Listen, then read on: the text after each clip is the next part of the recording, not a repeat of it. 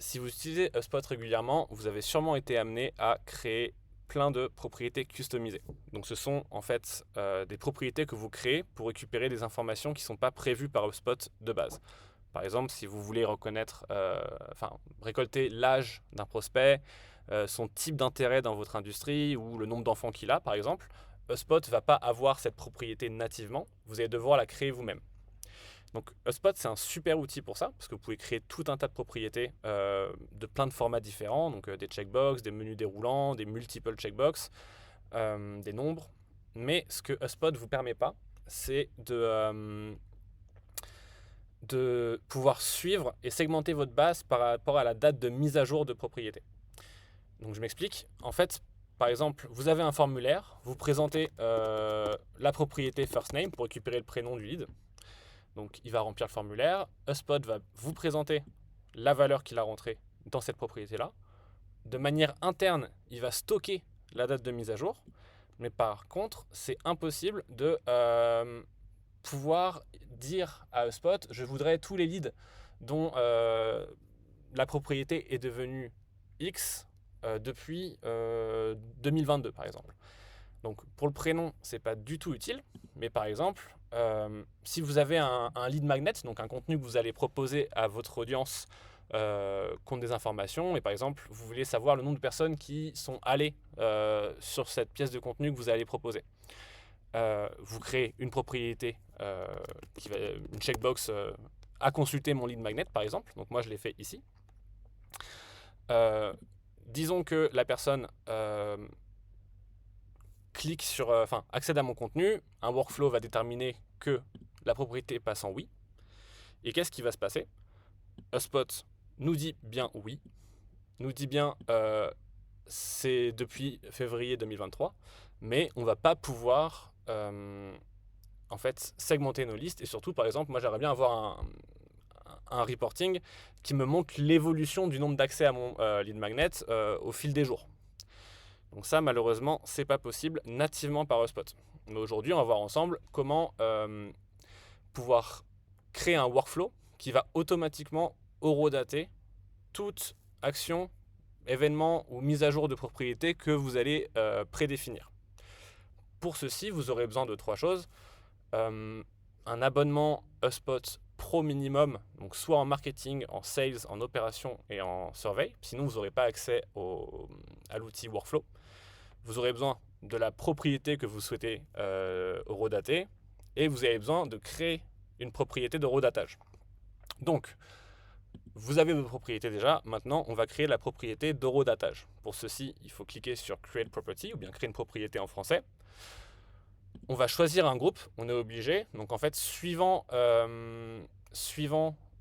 le type de propriété que vous voulez traquer, vous choisissez le bon groupe. Donc moi, dans mon cas, par exemple, je vais pouvoir horodater tous les accès à mon lead magnet. Donc c'est plus une propriété de conversion. Ensuite, il faut lui donner un nom mémorable. Date d'accès au lead magnet FR. Pardon.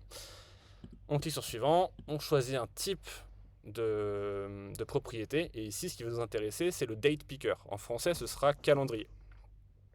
Donc on voit que notre propriété se crée. On clique sur suivant et on crée. Attention, parce que maintenant, on a une super propriété de date, mais elle est alimentée par rien. Et c'est là où le workflow va intervenir. Donc pour ceci, simplement rendez-vous dans Automation, Workflow. On va créer un workflow à partir de 0. Moi, dans mon cas, c'est un contact-based. Donc, je choisis ça et on veut partir de rien. Comme ça, on va tout créer nous-mêmes. Ce sera plus simple. On clique sur suivant et on va avoir 3 étapes de création de workflow. Donc, la première, ce sera les critères d'inscription, je crois en français. Donc, il faut définir qui va rentrer dans ce workflow. Donc, dans notre cas, on veut tous les contacts qui ont accédé à mon contenu. Donc ceux qui sont allés sur Workflowbox, FR et c'est oui. On applique le filtre et on save.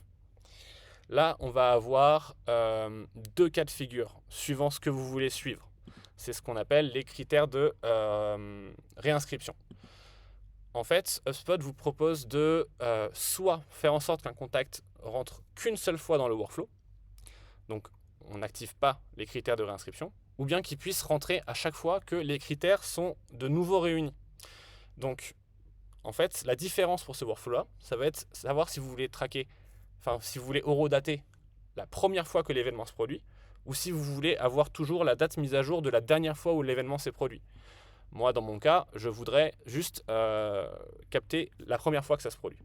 Mais si vous voulez mettre la propriété à jour automatiquement, simplement cliquez ici, choisir de réinscrire dès que cet événement apparaît à nouveau pour le contact.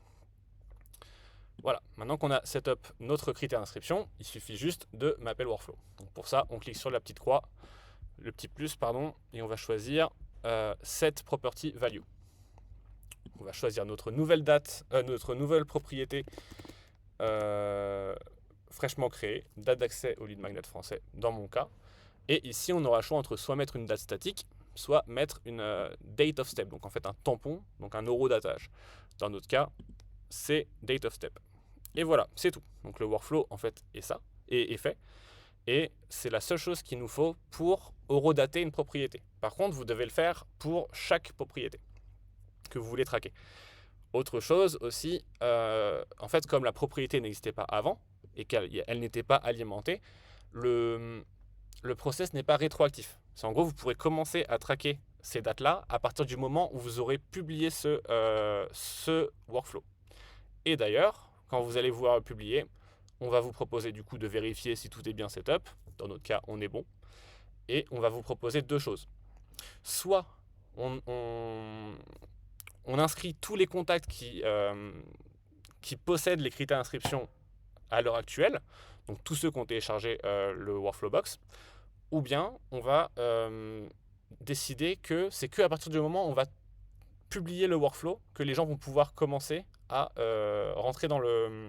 Enfin, on va traquer les dates qu'à partir du moment où on va lancer le workflow.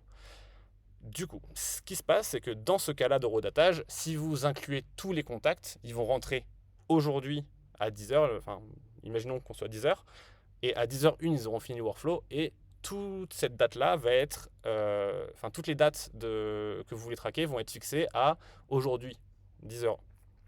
Donc, il ne faut surtout pas faire ça dans ces cas-là, et il faut cliquer sur non. Tant pis, on n'aura pas les données d'avant, on ne peut pas les récupérer dans tous les cas, mais au moins, vous avez des données propres. Sinon, vous aurez toute votre base en fait qui aura la date d'aujourd'hui comme date, et ça va fausser tous vos reporting.